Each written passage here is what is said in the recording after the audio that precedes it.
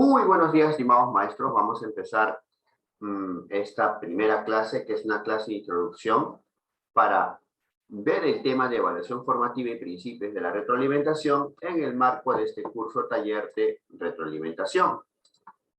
Vamos a emplear los libros de Rebeca Nijovic en estas primeras dos clases.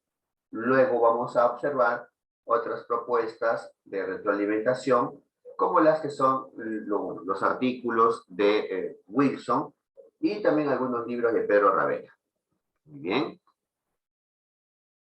Vamos observando que la evaluación es un proceso formativo, integral, sistemático y permanente, que de todas maneras permite recoger información sobre los avances, dificultades y logros de las niñas o los niños en relación con sus aprendizajes. Ese es el concepto que nos da de evaluación del CENEP. Pero como habíamos mencionado, vamos a compararlo con algunos textos. Uno de los textos que se van a presentar es el texto de Rebeca Nijovic. Vamos a fijarnos. Quiero presentarles el texto antes de hacer una lectura interactiva con ustedes.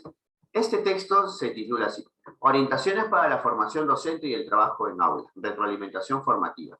Es del 2019 y la autora es Rebeca Nijovic. Entonces, de esa manera, vamos a tener información de primera mano. Hoy en la noche o a más tardar mañana, voy a implementar el aula o la plataforma para dejar estos archivos en PDF y también poder trabajar las horas asíncronas.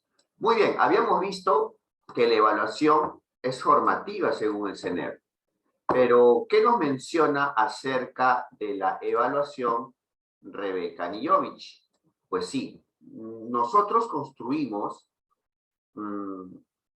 conocimientos. Nosotros trabajamos en un sistema educativo que tiene un impacto en el sujeto, en este caso los estudiantes, en su familia y en las instituciones educativas. El eje del sistema educativo es evaluar, pero evaluar no es tan fácil. Evaluar implica también tomar decisiones que implican cómo recoger evidencias. Nosotros, ¿cómo recogemos evidencias? O sabemos que los estudiantes están aprendiendo. Entonces, por lo general, se toma una prueba escrita u oral, y en función a eso, en función a estas evidencias, vamos a darnos cuenta si es que están aprendiendo o no. Hasta ahí es el circuito de evaluación que siempre hemos tenido. Evaluamos y nos vamos a dar cuenta que nosotros obtenemos notas. Pero eso será evaluar. Entonces nos vamos a dar cuenta que vamos a encontrar una complejidad y variedad en los aprendizajes y que es importante que nuestros estudiantes puedan entender que hay complejidad y variedad de esos aprendizajes. No solamente se aprende conceptos y se dan pruebas para poder demostrar que hemos aprendido. Entonces nos vamos a dar cuenta cómo la evaluación es tan importante que de ella depende cómo los procesos de enseñanza-aprendizaje se dan en las instituciones. Entonces, es recomendable comprender y practicar una forma de evaluar, pero que tenga como objetivo no tener notas, sino, más que todo, mejorar los aprendizajes. Entonces hablamos de una evaluación auténtica. Para ello vamos a utilizar como fuente también algunos libros de Pedro Ravera. En esta ocasión vamos a trabajar con los libros de Rebeca Nijovic para estas dos clases y vamos a ir entendiendo cómo es una evaluación auténtica, qué son las evidencias de aprendizaje y en función a ello vamos a trabajar. Muy bien, ahora nos vamos a dar cuenta de lo siguiente. Si hablamos de evaluación en términos de Rebeca Nijovic, nos vamos a dar cuenta de esto, ¿no? O sea, la evaluación tiene muchas funciones. Hemos visto acá, miren, esta definición del CENEP, esa es una definición básica de muchos centros de capacitación. Nos mencionan que la evaluación es formativa, integral, ¿no? Y nos permite saber cuál es el nivel de logro de competencias que tienen los estudiantes y a la vez saber sus avances, dificultades y logros. Pero en este texto de Rebeca Nijovich nos menciona cuáles son los múltiples propósitos o objetivos de evaluar.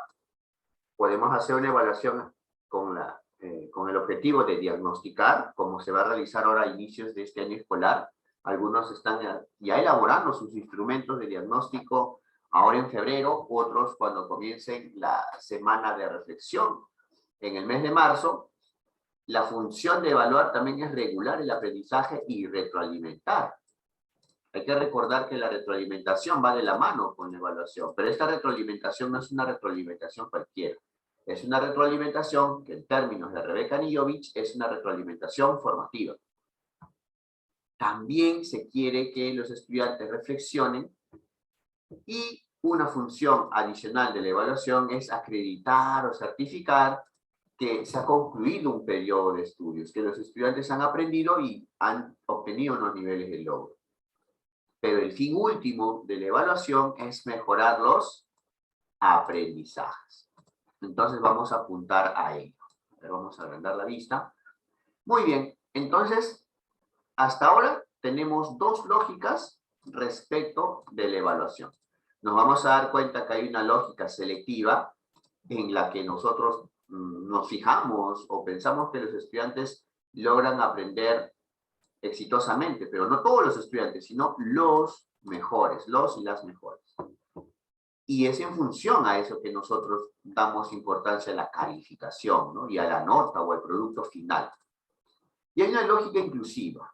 Esta lógica inclusiva de la evaluación ve que la totalidad o todos los estudiantes puedan aprender. Y para ello se va a centrar en procesos, trayectorias y avances. Ahora, una pregunta. En las instituciones, a ver, primera pregunta, ¿no? Podemos levantar la mano para hacer el conteo. En las instituciones donde ustedes trabajan, ¿con qué lógica se está actuando más? ¿Con una lógica selectiva? A ver, levanten la mano. ¿Quiénes en su institución ven la evaluación como una lógica selectiva? A ver. Ninguno. En el chat. Inclusiva, dicen algunos en el chat. En ninguna institución de ustedes trabajan una lógica selectiva. No están trabajando muy bien. La maestra Janet Palomino ha levantado la mano. Eso significa que sí, en su institución tienen una lógica selectiva. O sea, están buscando la calificación, el producto final. Y en estas primeras clases de un curso taller, recuerden que el término no es taller de retroalimentación, es un curso taller. Vamos a tener una parte teórica, pero una parte teórica con fuentes, ¿ya? Estoy dando un poquito de preámbulo. Si hablamos con fuentes, estamos trabajando con el libro de 2019 de retroalimentación formativa de Rebeca Nijovich y vamos a trabajar con el texto La evaluación como oportunidad de Nijovich y Capelletti. Los dos libros, uno es 2019 y otro es 2018, o sea, son los más actuales. Pueden citarlos en sus investigaciones o de repente compartirlo con algunos colegas. Y lo bueno está que cuando tenemos libros, a diferencia de las simples diapositivas, podemos tener la información de primera mano. Incluso si hay alguno tiene una duda o una pregunta, pasamos a ir a las referencias o podemos profundizar más. ¿No es la ventaja de tener textos en PDF? Bueno, les puedo comentar que ambas lógicas no son excluyentes.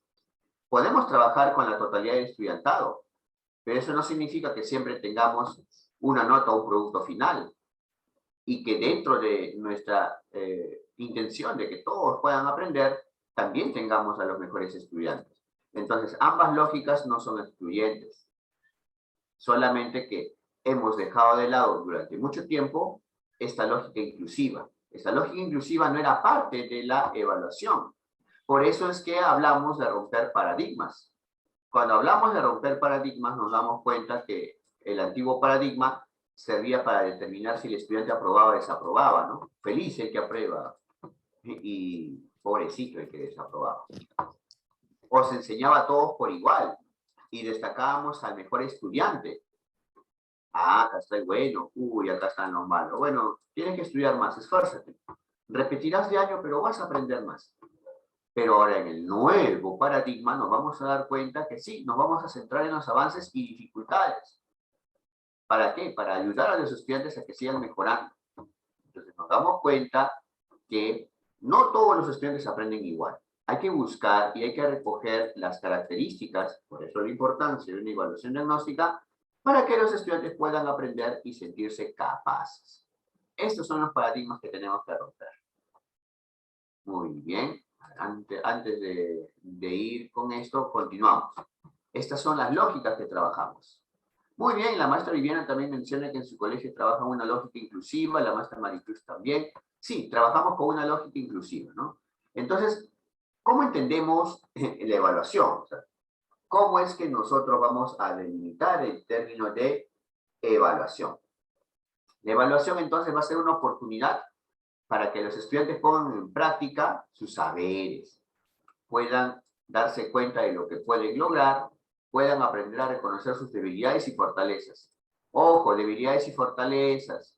¿Se han dado cuenta que en la evaluación actual tenemos esto, ¿no? Las dificultades, los logros, sus avances, acá tenemos debilidades y fortalezas. Es decir, una evaluación adecuada permite que el estudiante sea consciente, tenga un mayor autoconcepto de sí mismo. Este autoconcepto porque sabe en qué es débil, sabe cuáles son sus problemas al aprender, pero también es consciente de sus avances y sus fortalezas. Y esta nueva dimensión de la evaluación debe ser una superación de la función clásica, que solamente se centraba en aprobar, en promover o certificar. Esto ya lo había dicho Anijovic y Capelletti en un texto del 2017. ¿No? Recuerden que Anijovic tiene bastantes textos sobre evaluación y retroalimentación. Entonces sí, es importante que la evaluación le dé información al estudiante sobre el proceso de aprendizaje y no solamente sobre el resultado. He ahí, en esta concepción de evaluación, la importancia de la retroalimentación. ¿Por qué estoy empezando con evaluación en esta primera sesión? Y como un preámbulo un poco extenso para lo que es retroalimentación. Porque si nosotros vamos a darle información al estudiante sobre su proceso de aprendizaje, pues ahí está el eje de la retroalimentación. ¿Cómo es que nosotros le podemos dar esta información al estudiante sobre sus debilidades y fortalezas? Entonces es muy importante para el estudiante que el profesor le brinde esta información. Vamos reconociendo la evaluación como una mejora continua y mira, vamos a destacar las prácticas de retroalimentación. ¿Por qué? Porque es el eje de dicha mejora. Entonces, ¿por qué es importante la retroalimentación? No es que sea un concepto de moda, no es que, wow, tenemos conceptos siempre de moda, antes hablaban de metacognición, ahora hablan de retroalimentación, más adelante ¿qué saldrá? No, es toda una corriente en el marco de la evaluación por competencias, pero es una evaluación ya no solamente constructivista, es una evaluación socioconstructivista. Tiene como eje también el trabajo en equipo, el trabajo en pares, y quiere que haya una mejora continua del aprendizaje. Entonces, para ello requerimos una evaluación que no solamente certifique o que evalúe, sino también que promueva la mejora continua, ¿no? Por eso tenemos estas prácticas de retroalimentación. Pero mencioné un término muy usual. Utilicé un término como, vamos a verlo acá. Acá está. Mencioné un término, ¿no? No es cuestión de modas. Habíamos mencionado la metacognición. Entonces, ¿hasta qué punto sigue siendo importante la metacognición? Entonces, si vamos a ver la evaluación que reconoce la diversidad de cada estudiante, esto va a favorecer los procesos metacognitivos. Y esto también ya lo había dicho Camilloni, ¿no? En el 2004. Estos procesos metacognitivos permiten al estudiante desarrollar esta capacidad de pensar y reflexionar sobre su propio aprendizaje. Entonces, es importante que los estudiantes conozcan y comprendan los objetivos de aprendizaje. Si el taller es de retroalimentación y en las últimas sesiones vamos a brindarles modelos de sesión de aprendizaje, modelos sobre cómo mejorar su retroalimentación o los mismos modelos que propone Rebeca Anijovic ya como modelos institucionales para algunos que son directores o coordinadores, es importante que en este nuevo marco de una evaluación inclusiva o con una lógica inclusiva, el estudiante pueda conocer y comprender los objetivos de aprendizaje. Por eso es importante que se le pueda presentar estos objetivos o los propósitos en cada clase. Lo que se quiere es que los estudiantes tomen conciencia de su propio aprendizaje para poco a poco desarrollar su autonomía. Muy bien. Entonces vamos viendo que lo que se pretende con este nuevo sentido de la evaluación es que el estudiante sea autónomo, cuando poco a poco vaya comprendiendo, ¿no?, ese sentido que tiene aprender. Por eso el curso estaba diseñado para maestros de secundaria y educación superior. Es más difícil, dado el estadio del desarrollo cognitivo, ¿no?, según Piaget, que un niño de inicial o de primeros grados de educación primaria pueda tener esta autonomía y que pueda tomar decisiones acerca de cómo llevar adelante ese aprendizaje, ¿no?, y que reflexione sobre todo este proceso recorrido. Estos aspectos sí son propios y pueden ser logrados en educación secundaria y también en educación superior.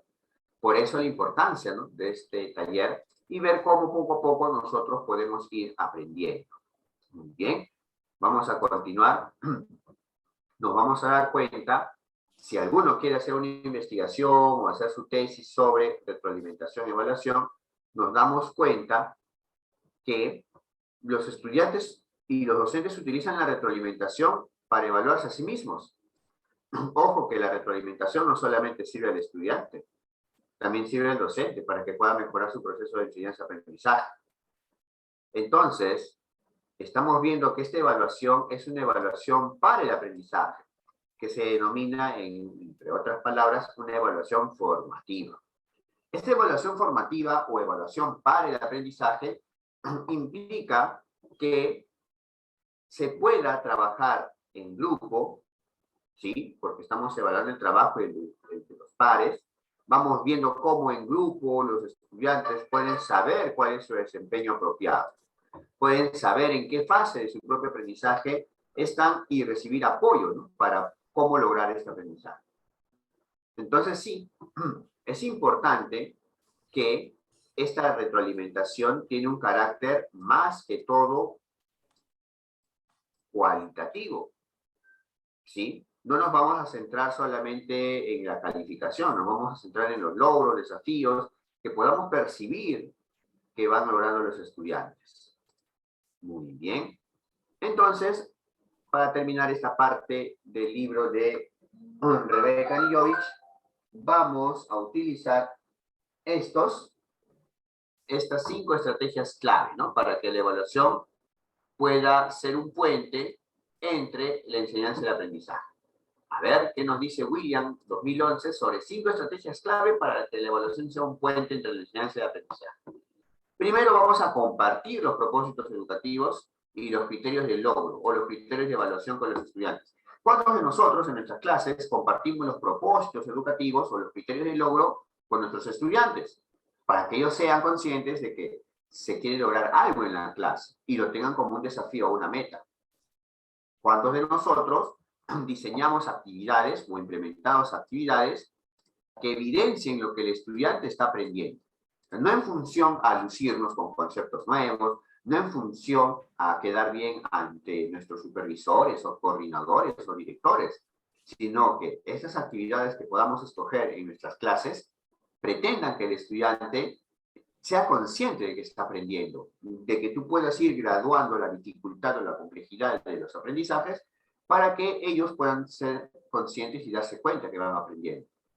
Y yo había mencionado en equipo, ¿no? Sí, es importante la interacción entre pares para que el estudiante pueda aprender. Esto es una novedad en cuanto al socioconstructivismo. ¿Novedad en qué sentido? En que se le da más importancia al trabajo en equipo, al trabajo por lo menos entre pares. Una cuarta estrategia clave es activar al estudiantado. El estudiantado, los estudiantes tienen un rol activo. Ellos son los que construyen su propio aprendizaje. Y acá viene el eje del curso taller, ¿no? Ofrecer retroalimentaciones formativas. Ya vamos a ver para Rebeca Nijovic qué cosa es una retroalimentación formativa. Pero esta retroalimentación formativa, como estrategia clave para mejorar la evaluación, para que la evaluación sea un puente entre la enseñanza y el aprendizaje, va a pretender que haya avances en los procesos de aprendizaje. Muy bien.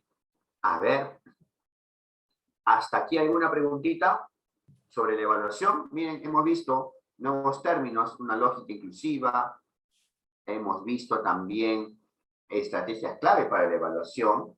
Nos hemos dado cuenta también que la metacognición es parte importante de la evaluación y la retroalimentación.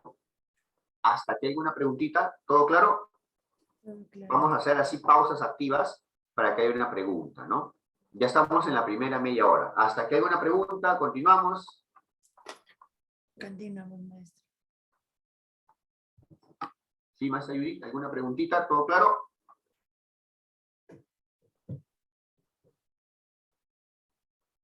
Profesor Giancarlo, buenos días, ¿qué tal? ¿Cómo está? Quisiera saber, esta evaluación o esta retroalimentación, como la plantea Anijovic, ¿se puede dar más en los proyectos que hoy en día están, se podría decir que están la moda, lo que lo llaman el ABP, ¿no? Los aprendizajes basados en proyectos? ¿Esto prácticamente está en relación a este tipo de evaluación? ¿O en Muy todo? bien, maestra Janet Palomino. Hay que recordar que hay muchas formas y tendencias actuales para generar aprendizajes, ¿no? Por ejemplo, mencionó usted el ABP, el aprendizaje basado en problemas. También podríamos mencionar el aprendizaje colaborativo o el aprendizaje basado en proyectos también. Entonces, estos distintos enfoques conllevan una serie de estrategias y como todas estrategias, también implican dentro una serie de técnicas o una serie de actividades. Sí. La retroalimentación es compatible con el ABP, con el aprendizaje colaborativo y también con el aprendizaje basado en proyectos. Entonces, sí, se pueden marcar, ya no como una moda, ¿no?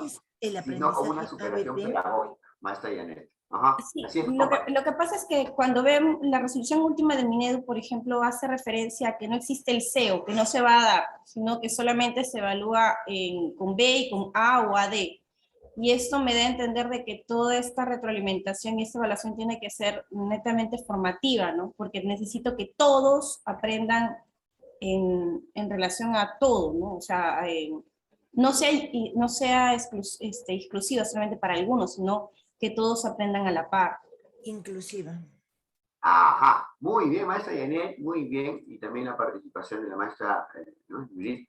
Sí, lo que se pretende, habíamos dicho que no se pone C, pero esto tiene un contexto muy particular, ¿no? En educación básica regular, es que los estudiantes de colegio en educación básica regular, debido a la pandemia, problemas de conectividad y entre otros, no podríamos ponerle inicio porque estábamos en un proceso denominado promoción guiada.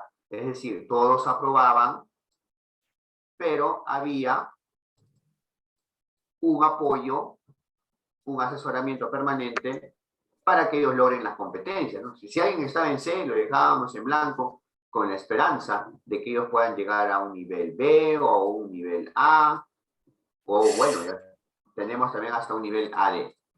Pero este aspecto que podemos encontrar, es importante que nosotros nos demos cuenta que la retroalimentación es el eje para que pueda este estudiante mejorar sus niveles de logro. Ahora, estos niveles de logro en educación superior va a cambiar con cada universidad, ¿no? Entonces, también hay universidades que tienen un rol más de tutoría, ¿sí? Hay una tutoría permanente en algunas universidades, más que todo particulares, en la que se pretende que los estudiantes no tengan bajas notas, sino que hay una retroalimentación, un apoyo constante para que logren un mayor nivel de logro en cuanto a sus competencias, ¿no? Ya sea en una escala nominal o ya sea en una calificación vigesimal, ¿no? Y una equivalencia lo he mostrado acá en esta diapositiva. ¿Sí, maestra Janet? ¿Absolví su duda? Sí, gracias, gracias. Ya, listo, sí, muy bien. Recuerden que con las preguntas aprendemos más, ¿no? Y nos podemos explayar. Por ejemplo, ya he utilizado esta diapositiva, ¿no? Ahora para poder dar una respuesta. Ahora sí, nos hemos dado cuenta que la evaluación formativa o una evaluación para el aprendizaje es el marco para emplear la retroalimentación. O sea, antes había una retroalimentación, sí, en términos de ciencias de la comunicación, por ejemplo, en el modelo de Shannon y Weaver, entre otros, teníamos el feedback o la retroalimentación, que nos aseguraba, nos permitía saber si que había comunicación.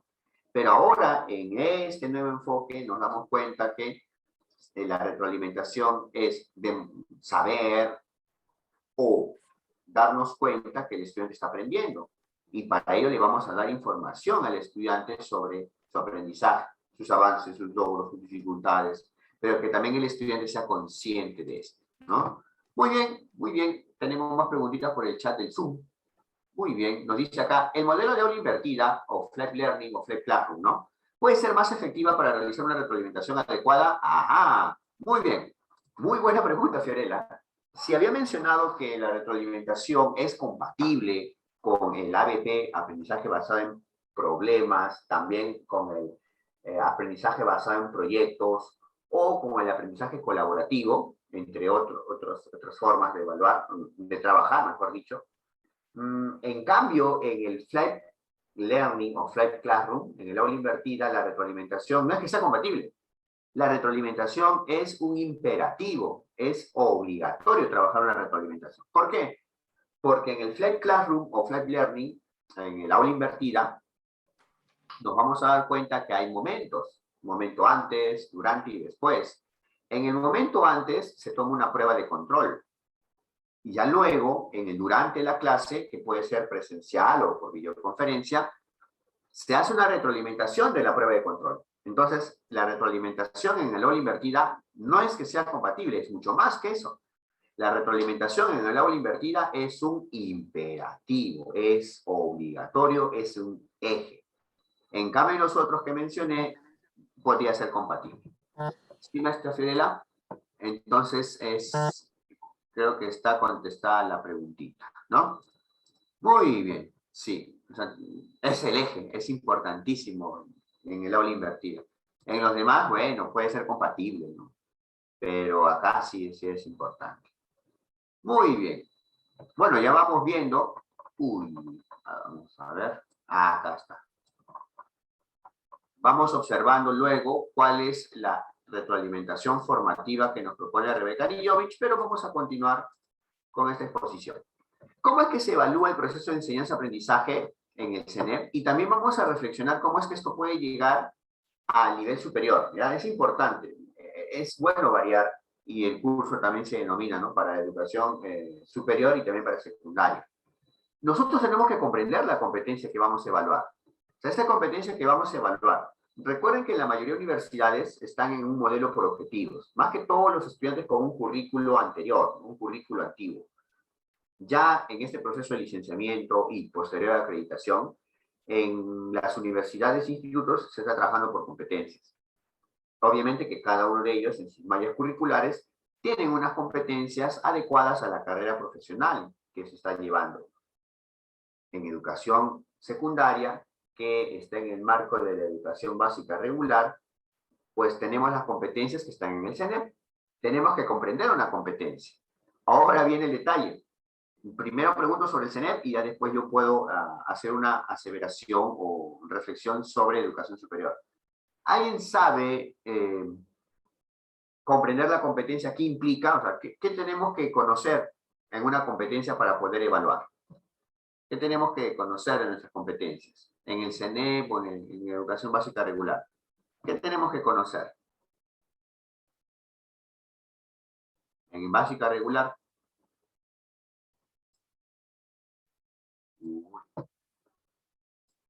A ver, claro, podemos usar también el chat del Mira. Puede entender que estamos desayunando con el horario. A ver, el estándar dentro de ellos se encuentran las capacidades. ¡Claro! La ventaja que tiene el CENEP o el Currículo Nacional de Educación Básica es que comprender una competencia implica, yo conozco mi competencia, sé que mi competencia tiene capacidades. Ya, conozco mi competencia, sé que en el CENEP, como la evaluación es progresiva, tenemos estándares de aprendizaje que nos indican cómo va progresando ese aprendizaje.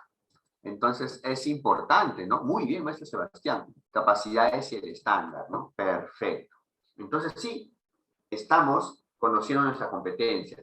También vamos a analizar el estándar de aprendizaje SIC. Ya, hasta ahí estamos bien.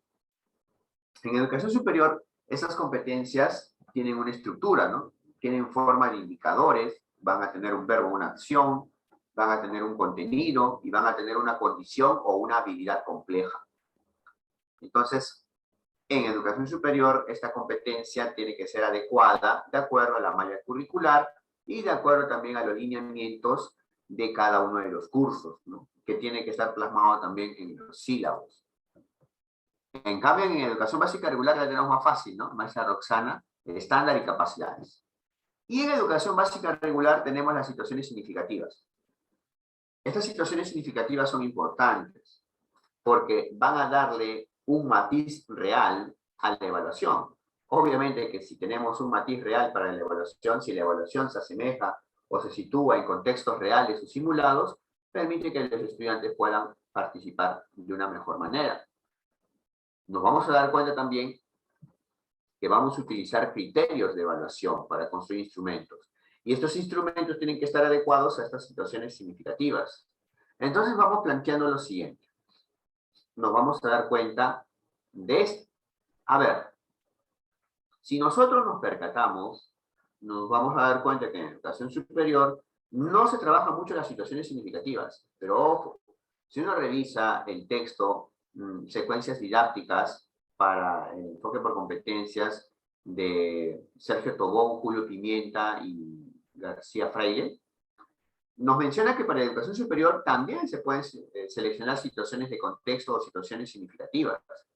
Estas situaciones de contexto o situaciones significativas van a permitir que en educación superior el aprendizaje también sea situado, que permita el involucramiento de los estudiantes. Obviamente que en educación superior los estudiantes están involucrados y motivados porque es la carrera profesional que han escogido, que han optado, y por la cual van a tener un mejor estatus social, van a dedicarse a ello para poder generar ingresos y idealmente sería su vocación, ¿no? Entonces, muchas veces hemos visto durante muchos años que en los sílabos, en los sílabos de los cursos de educación superior, no aparece una situación de contexto, una situación significativa, pero debería aparecer para darle una mejor contextualización. A ver, en el chat del Meet, nada, muy bien. Después, es importante comunicar a los estudiantes en qué van a ser evaluados y los criterios de evaluación. Ojo, y esto ya lo habíamos visto en el libro de Rebeca Nijovich, ¿no? El que estábamos viendo en el 2019. O sea, es importante brindarle esta información a los estudiantes. Ahora, nosotros, una vez que tenemos nuestros instrumentos de evaluación y ya les hemos explicado a los estudiantes, una vez que aplicamos los instrumentos de evaluación, una consulta. Los instrumentos de evaluación van a evaluar el desempeño de los estudiantes. Y los estudiantes, ¿cómo demuestran que están aprendiendo? ¿Qué se les pide a los estudiantes en un enfoque por competencias? A ver, ¿qué es lo que pedimos? ¿Qué es lo que nosotros retroalimentamos en los estudiantes? Aparte, bueno, incluye, ¿no?, sus participaciones. ¿Qué es lo que retroalimentamos en los estudiantes? Aparte de sus participaciones, como estamos haciendo ahora en esta videoconferencia. ¿Qué es lo que retroalimentamos en los estudiantes? Ya, les doy un ejemplo y ustedes lo van a generalizar. Les pedimos que hagan un organizador visual. Les pedimos que elaboren un ensayo acerca de la contaminación ambiental, producto de Repsol, ¿no? Del mal manejo que hubo. Producto, evidencias, ya está. Maestro Sebastián, maestra Joana, ¿no? Maestra Maricruz, evidencias. Ya, ahora sí, una preguntita. ¿Se han dado cuenta que, muy bien, Fiorella, se han dado cuenta que evidencia aprendizaje está en la norma, ¿no? Está en la norma de evaluación de competencias, ¿no? Que es una evidencia aprendizaje. Pero ¿qué tal? ¿Qué les parece? ¿Sí? ¿Está bien? Ya, muy bien. Ahora vamos a ver lo siguiente. ¿Qué les parece si vemos un concepto de evidencia aprendizaje? Está en la página 58 de este librito, ¿ya? Siempre es bueno ver nuevas fuentes, ¿ah? Recuerden, ¿ah?, que debemos apuntar a que nosotros trabajemos con fuentes y con autores. ¿Ya? Este librito se llama La evaluación como oportunidad, es de Rebeca Nijovich y Graciela Capelletti, ¿ya? Es de la editorial Pairos, es del año 2018, y nos trae un concepto de evidencia de aprendizaje.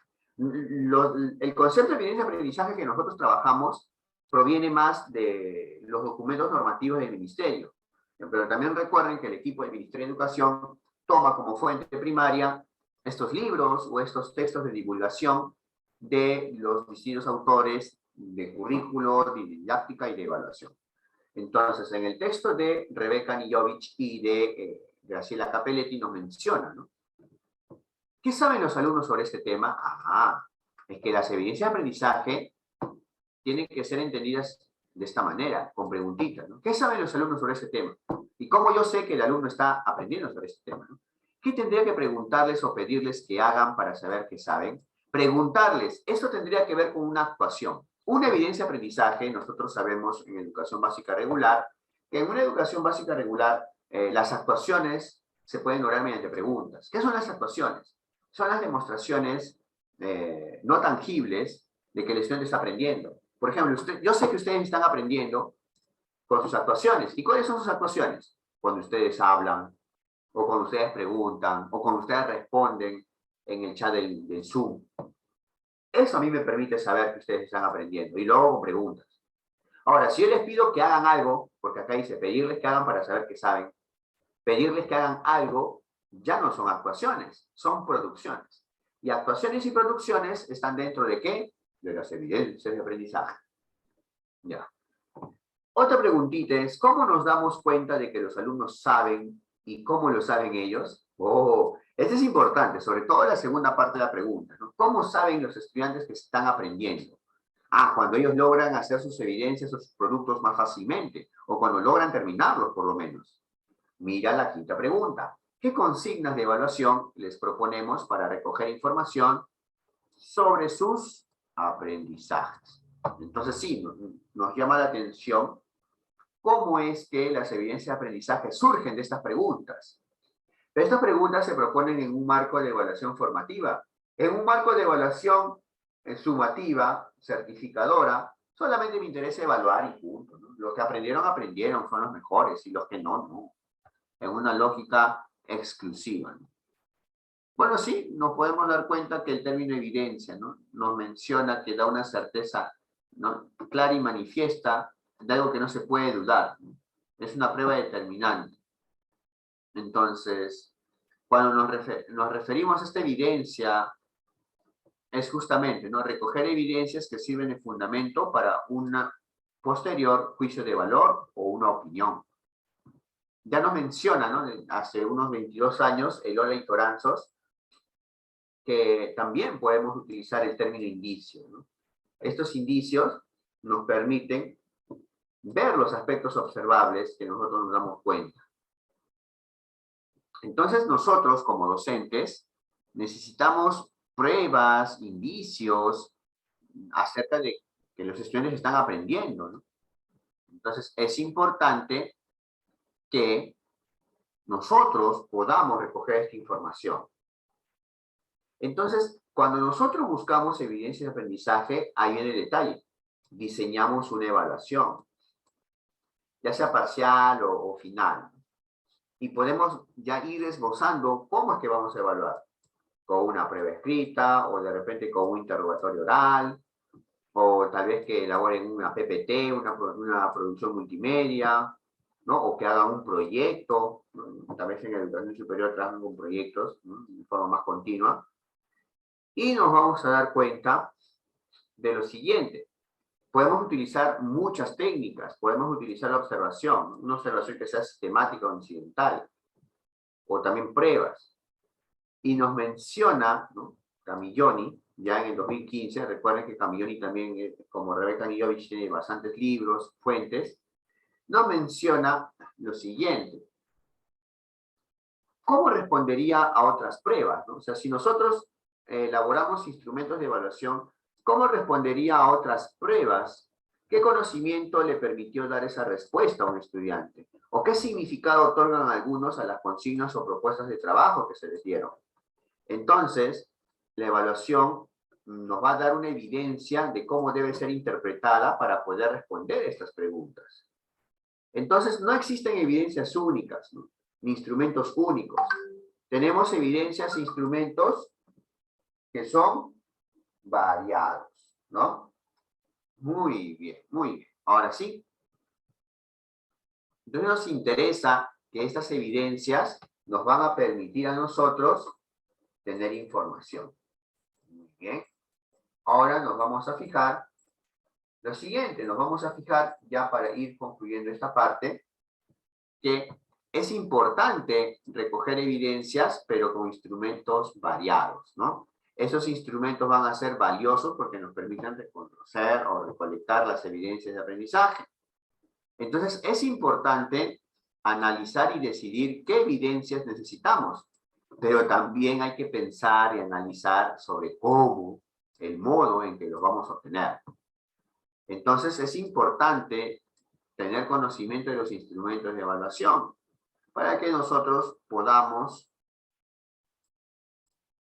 recolectar información de distintos modos o de distintas formas. Hasta acá vamos con el concepto de evidencia de aprendizaje. Esto es de Rebeca Nijovich y Capelletti. Muy bien. Y es en función a las evidencias de aprendizaje que nosotros retroalimentamos a los estudiantes. Igual, ¿no? Imaginen que es un curso de educación superior. Ya, estamos en la universidad. El maestro toma una práctica, una prueba, un examen parcial, un examen final. Tal vez todavía no se comprende muy bien el enfoque por competencias en educación superior. Y en función a ese examen comienza a retroalimentar con las respuestas de los estudiantes en una asamblea o plenaria o en una clase, ¿no? Entonces vamos observando que esta retroalimentación se hace en función ¿a qué? A las evidencias. Y es por eso que después de retroalimentar, el último paso es valorar el desempeño actual de cada estudiante, ¿no? ¿A partir de qué? Del análisis de cada evidencia aprendizaje. Esta es una secuencia. Podemos retroalimentar para que el estudiante pueda mejorar. A ver, ¿cuántos de nosotros en educación superior tal vez hemos llevado una maestría o hace poco hemos terminado la universidad y el profesor de tesis nos corrige la tesis y nos dice, ¿sabes qué? Tienes que mejorar esto. Vuelven a entregar, vuelven a subir a la plataforma.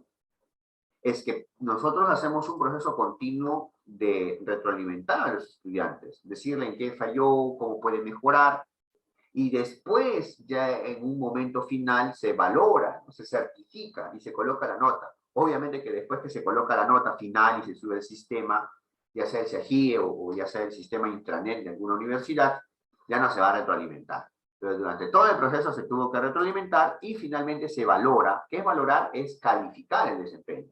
Pero recuerden que el término calificar en el enfoque formativo no se emplea mucho el término calificar. Se emplea el término valorar.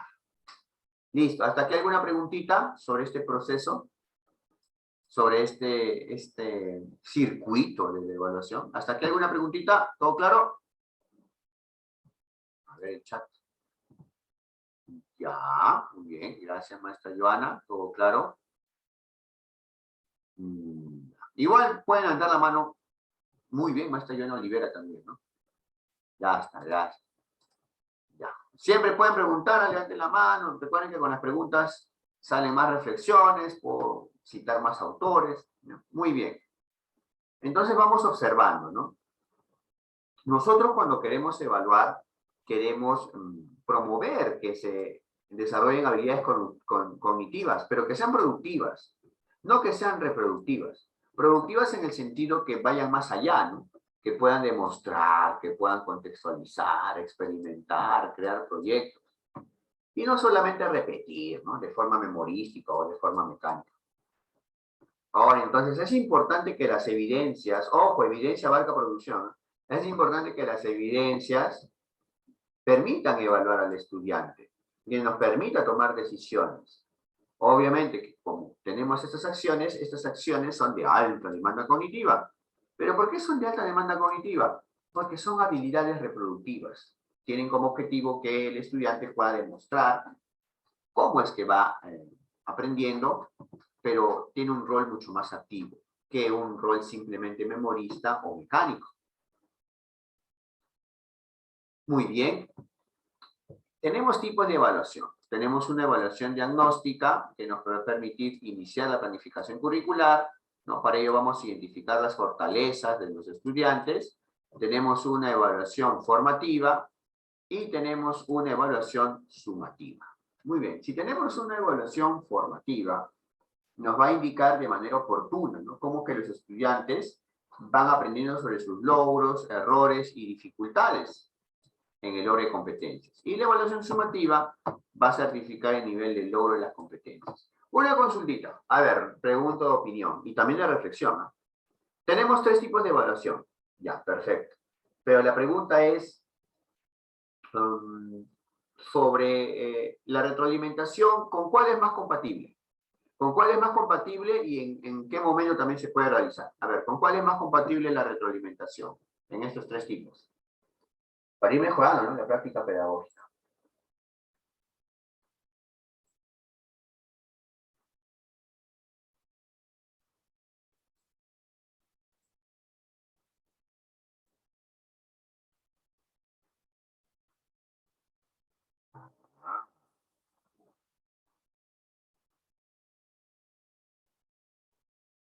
A ver.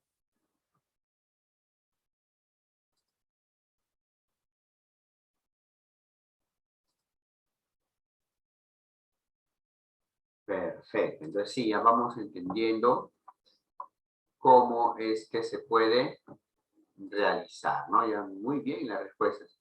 Tenemos más que todo en la evaluación formativa, ¿sí? Evaluación formativa. Pero muy bien, ¿ah? Veo también un aspecto importante. La maestra Roxana dice en la diagnóstica, sí, la maestra Fidel también mencionó la diagnóstica. Ah, sí, sí, sí, sí.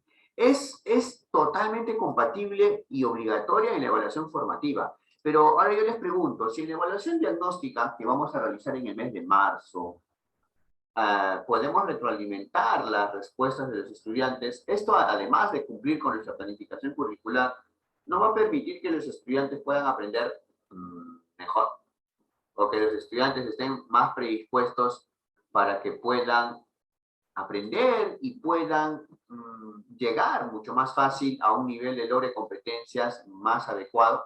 Entonces, la retroalimentación sí es obligatoria en la evaluación formativa, no es compatible con la evaluación sumativa, sobre todo cuando se da al final. Ya hemos mencionado por qué. Y una vez colocada la nota no vamos a seguir retroalimentando, ¿no? Ad infinitum. En la evaluación diagnóstica también es compatible la retroalimentación.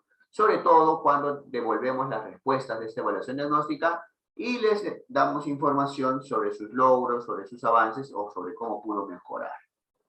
Muy bien. Tenemos un enfoque formativo de la evaluación, sí, habíamos mencionado. Pero hay que recordar esto, ¿ya? Hay que recordar que hay formas de evaluación. La forma más común es la heteroevaluación. Si nosotros mencionamos esta heteroevaluación, nos vamos a dar cuenta que es la común. El docente evalúa a los estudiantes. Nos vamos a dar cuenta que una manera formativa de evaluar y generar la reflexión en los estudiantes son estas dos. La autoevaluación, cuando los estudiantes se evalúan a sí mismos, y la coevaluación, cuando los estudiantes lo que van a hacer es evaluar a sus pares, ¿no? Entonces, sí, nos vamos a dar cuenta de lo siguiente. Nos vamos a dar cuenta que no significa que yo voy a promediar estas calificaciones. Por otro lado, lo que se busca es que los estudiantes reflexionen y sean conscientes de qué notas deben tener ellos. Esto va a permitir que puedan reflexionar y puedan darse cuenta sobre su proceso de aprendizaje. Estas notas o estas calificaciones o valoraciones generadas por ellos tienen un fin de reflexión. No es que se promedie con la nota que debe colocar el maestro. Muy bien. Ahora sí. Entonces nos vamos a fijar lo siguiente. Nos vamos a fijar que en la mejora continua del aprendizaje, que es esta evaluación formativa, tenemos momentos. Un inicio, un durante y un final. Y si nos damos cuenta, al inicio vamos a identificar necesidades de aprendizaje, ¿no? Vamos a requerir mecanismos de diagnóstico para darnos cuenta cómo es que van aprendiendo. Y acá en este mecanismo de diagnóstico, después de ello podemos aplicar la retroalimentación. Luego vamos a ir viendo los mecanismos de devolución. Ahora, ¿alguien sabe a qué se refiere con devolución? Si habíamos dicho que queremos regular el aprendizaje y acá tenemos que buscar mecanismos de devolución, ¿alguien sabe a qué se refiere la devolución? Porque vamos a leer distintos textos, ¿ah? No solamente de Rebeca ni de Pedro Ravela, vamos a leer más. Obviamente que voy a seleccionar los textos que están en español, pero ¿a qué se le conoce como devolución? Acá nos menciona devolución. A ver, ¿qué nos dice el chat del Zoom? Muy bien, la devolución, ¿no? Maestra Joana Espinal, maestra Viviana, maestra Maricruz, maestra Fiorella, es la retroalimentación. O sea, tenemos otro equivalente. Tal vez si yo ponía ahí curso taller de devolución, podría generar confusión, ¿no?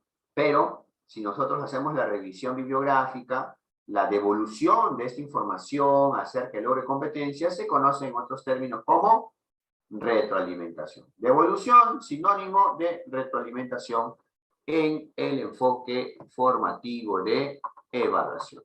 ¿Ya? Muy bien. Ahora, al final, ¿qué sucede al final? Vamos a verificar el logro de los aprendizajes y vamos a buscar mecanismos de valoración. Les dije, ¿no? Que valoración se refiere a calificación. Pero todo esto, ¿en qué enfoque es? En el enfoque formativo de la evaluación.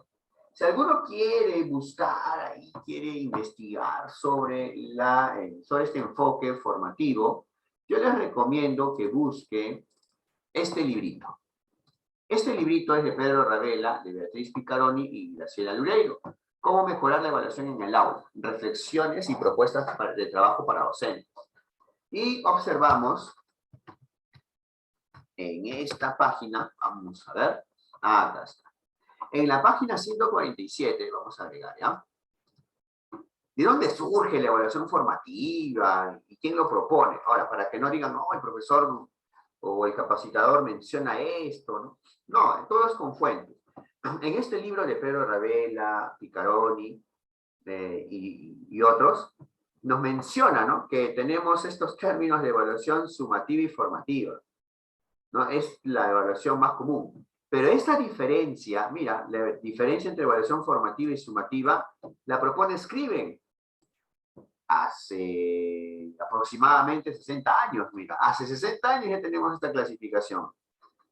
Y es importante porque Scriven es el que nos dice que la evaluación busca la mejora continua del currículo, no de las pruebas, sino del currículo. ¿Cómo es que se va a cumplir con estos propósitos educativos plasmados en una serie de actividades? Sé que hay muchas definiciones de currículo que superan a un simple plan de estudios, pero es importante que sepamos esta división no es pues de hace 30 años, no es de estas últimas 2 décadas. La evaluación formativa y sumativa ya vienen de Scriven, 1967. Y estas evaluaciones que tenían la finalidad de ¿qué? Del mejoramiento continuo del currículo, se llamó formativa. ¿Ya? En cambio, las evaluaciones sumativas lo que buscaban era, más que todo, tomar la decisión si es que el currículo cumplía, ¿no? Si es que era apropiado. También Bloom, en 1969, nos mencionaba, ¿no? Que había algunas pruebas que se denominaban formativas, ¿no? ¿Y cuál era su finalidad? Otra vuelta, por eso quería mostrarles, acá está el término devolución. Tenía como finalidad, como propósito, la devolución y la orientación a los docentes y estudiantes para cada etapa del proceso de aprendizaje. Etapas que hemos visto en la diapositiva que esta evaluación formativa se puede dar al inicio, durante o al final.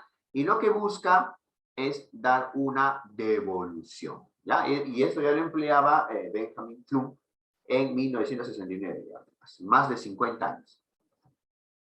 Entonces, se buscaba que esta evaluación formativa permita al docente tomar decisiones respecto de su enseñanza, ¿no? Y cómo adaptarla en función a las evidencias que iba rescatando. Entonces sí, es importante no solamente el trabajo del docente. Nos vamos a dar cuenta que posteriormente Sadler, en 1989, menciona que los estudiantes o los alumnos son también importantes para mejorar su desempeño. Entonces, este carácter formativo de la evaluación, nos vamos a dar cuenta que nos permite hacer uso de la información recogida. Información recogida que habíamos dicho que se lograba con las evidencias de aprendizaje. ¿Y qué es lo que pretendía en los estudiantes? Su autorregulación, la autorregulación de sus procesos de aprendizaje. Ojo que esto de autorregulación también está en ese marco, en el marco de ¿qué? De la evaluación formativa. Ya luego, ¿no? Vienen algunos estudiosos como Black, William, Brocard o Stiggins, ya mencionan un concepto de evaluación formativa, ¿no? ¿Pero para qué? Le agregan un componente. Motivación del alumno para aprender. Ojo que esta motivación del alumno para aprender implica, ¿no? Va relacionado con este enfoque por competencias que es mucho más amplio. Entonces sí, hemos visto acá esta forma de poder conceptuar una evaluación formativa, ¿no? Esto es lo que nos ha dicho Pedro Ravela y otros, ¿no? Et al. Muy bien, nos vamos a dar cuenta entonces, vamos a regresar, ¿sí? Hemos visto términos valoración, devolución, hemos visto la evaluación formativa, y mira qué nos dice Wiggins, que la devolución, ¿no? En el marco de la evaluación formativa, la devolución nos dice, le dice al estudiante lo que hizo y lo que no, para que el estudiante haga ajustes a su aprendizaje, se autorregule. Entonces nos menciona, mientras más autoevidente sea la devolución, mayor será la autonomía que desarrollará el estudiante. O sea, ¿qué es lo que se pretende con ello? Se pretende que el estudiante sea más autónomo, ¿ya? Que sea más autónomo. ¿Quién nos menciona esto? Wiggins. Ya está, perfecto. Entonces, sí quedó claro, ¿no? ¿Hasta aquí alguna pregunta? ¿Hasta aquí alguna preguntita sobre la importancia de las valoraciones y las devoluciones? ¿Sí? ¿Todo claro?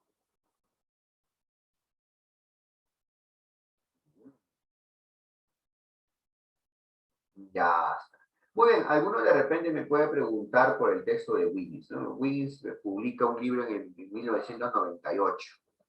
Es importante, y también ya Pedro Ravela nos menciona esta diferencia que hay entre la valoración, la retroalimentación, y también nos muestra los equivalentes en cuanto a terminología. Devolución es igual a retroalimentación. Muy bien, maestra Viviana, maestra Mariela, maestra Janet, muy bien. Pero siempre es bueno reforzar. Vamos a ver, ¿no? Les dije que el sinónimo de devolución es retroalimentación, ¿ya? Para que no digan, el profesor dijo esto. No. Eso está acá, en el libro de Pedro Ravela, ¿ya? En la página 151, y nos menciona esto, ¿no? ¿Cómo es que nosotros, lo que nosotros brindamos a los estudiantes son valoraciones? O sea, nosotros le damos a los estudiantes muchas valoraciones. Mira, le dice que le damos pocas orientaciones y casi nada de devoluciones. ¿Así? Sí, esto es lo que menciona Wiggins en 1998. Entonces, es que nosotros expresamos nuestras opiniones, ¿no? Acerca de cómo están ellos, ¿no? Oye, ¿sabes qué? Te falta aprender esto. ¿Sabes qué? Tienes que aprender esto. O lo siguiente. Muchas veces nosotros opinamos sobre la actuación de los estudiantes. Pero dime, ¿nos da el tiempo para trabajar orientaciones? O sea, opinamos sobre sus trabajos continuamente, por eso hacemos muchas valoraciones. Pero ¿nos damos tiempo para orientarlos?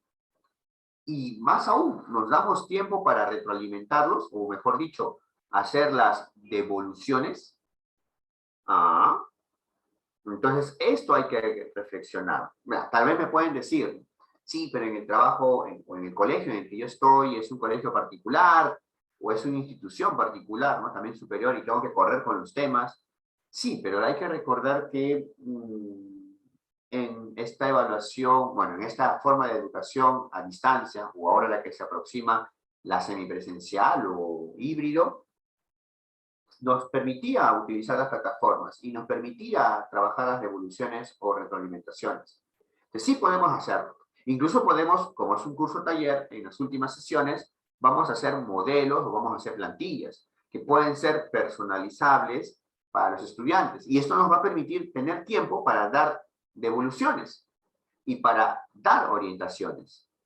Entonces, si nosotros tenemos ya todo más claro y también tenemos todo ya preparado, por eso es que dura todo este taller febrero, en la primera semana de marzo, sábado y domingo, vamos a trabajar plantillas de retroalimentación que nos permitan a nosotros ya hacer mucho más rápido y con retroalimentaciones más eficaces, poder dar estas orientaciones y devoluciones.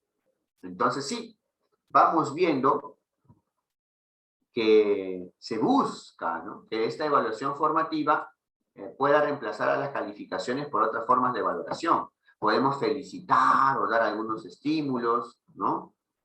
Entonces, tenemos acá algunos ejemplos. Por ejemplo, al niño que ha trabajado muy bien se le pone una felicitación, ¿no? Al que ha salido mal le pongo, necesitas esforzarte un poco más. Tu tarea no estaba completa. Muy bien, te felicito. ¿Ya? Muy bien. Aunque algunos de nosotros piensan que es inconveniente hacer notar al estudiante que ha hecho algo malo, ¿no? Entonces mencionan, ¿no?, todo trabajo tiene validez. Si bien es cierto que hay niños o niñas que no trabajan como una espera, no es correcto decirles que su trabajo está mal, no es lo que piensan algunos maestros. Y dice ahí, yo pongo un cartelito con revisado y luego cartelitos que dicen corrige ortografía. Entregue su trabajo ordenado, dedíquese, debe mejorar. En la educación media, en cambio, los docentes suelen enfocarse más en indicar errores y asignar puntajes en las tareas. Pero hemos descuidado este aspecto, ¿no? Hemos descuidado este aspecto de dar la devolución. Voy a centrarme acá, ¿ya? Acá, exacto, acá, mira. Entonces lo que nos dice Wiggins, ya para terminar esta idea, nos menciona que la mayoría de nosotros, los maestros, pasamos directamente de la valoración a la orientación, ¿no? Indicamos qué está mal, sus insuficiencias, lo que faltó mejorar, pero el problema está en que el estudiante a veces no comprende por qué su trabajo está mal hecho. Entonces esta orientación no le sirve de mucho. ¿Qué nos dice Wiggins? El momento en que el estudiante comprende por qué una parte de su trabajo es inadecuada, es algo completamente diferente del momento en que el estudiante percibe que al docente no le gusta esa parte del trabajo. Es ver o es saber que los estudiantes saben que su trabajo está mal, pero también que no es del agrado, del gusto del maestro. Entonces, Wiggins propone un elemento, ¿no? En la evaluación formativa nos menciona la devolución o retroalimentación. Acá está la equivalencia. No utiliza el término feedback, ¿no?, que en castellano es retroalimentación, pero para el ámbito en que preferimos traducir como devolución. Recuerden, ¿quién utiliza más el término devolución? Lo utiliza Pedro Ravela. ¿Por qué? Porque Pedro Ravela hace la traducción o hace el comentario de Wiggins, ¿ya? Entonces, esta retroalimentación o devolución es la información que entregamos a los estudiantes y que van a permitir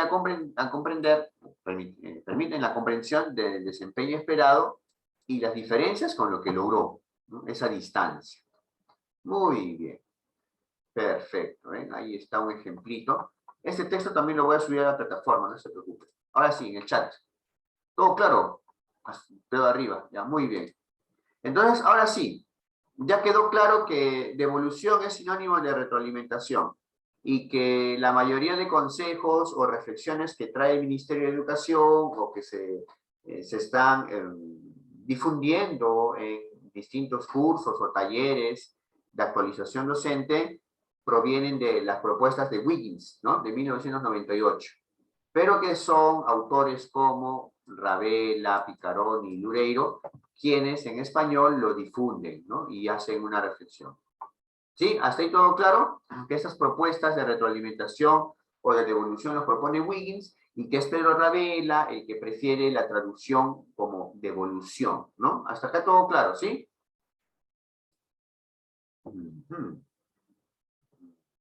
Sí, profesor.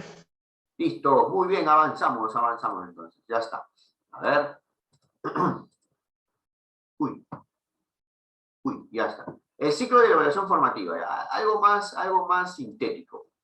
Vamos a compartir las metas de aprendizaje. Tenemos que decir a los estudiantes qué queremos aprender con ellos, ¿no? Si nosotros les decimos esto, va a ser mucho más fácil que los estudiantes se involucren, que los estudiantes sepan cómo es que vamos a aprender. Muy bien. Ahora nos vamos a fijar lo siguiente. Nos vamos a fijar que tenemos que clarificar estos criterios de logro. Los maestros que son de educación básica regular, ¿no? Les haría esta preguntita. Si nosotros tenemos unos desempeños, y estos desempeños muchas veces nos menciona que estos desempeños se tienen que compartir con los estudiantes, ¿qué tenemos que hacer con esos desempeños para que sean clarificados o para que sean entendidos por los estudiantes? ¿Qué tenemos que hacer con estos desempeños? Los que son de educación básica regular. ¿Especificarlos, profesor? Perdón. Contextualizarlos, ¿no? Porque al contextualizarlos los redactamos de forma mucho más clara, una forma más entendible para los estudiantes. En cambio, cuando nosotros solamente lo precisábamos, le agregábamos una situación significativa, pero no nos preocupábamos mucho porque quede claro y porque quede entendible. Entonces es importante que nosotros clarifiquemos los criterios de logro. Ya, los que son de educación básica, educación superior, los que son de educación superior, claro, comparten las metas de aprendizaje, ¿no? Les van a leer el sílabo a los estudiantes. También van a explicar o van a mencionar cuáles son los criterios que van a utilizar para evaluar. Y eso tiene que ser entendido por los estudiantes, ¿ya? Muy bien, entonces vamos observando que esto se va a realizar. Luego vamos a recolectar las evidencias de aprendizaje. Ya hemos visto la evidencia de aprendizaje, ¿no? Según Rebeca Anijovic. Vamos a interpretar la evidencia o los productos y vamos a identificar, ¿no? ¿Qué distancia hay entre la meta de aprendizaje que queremos y entre lo que evidencia, ¿no? Lo que evidencia el producto. Muy bien, ojo, más que precisar, tenemos contextualizar. Al respecto, ya habíamos hecho un videíto.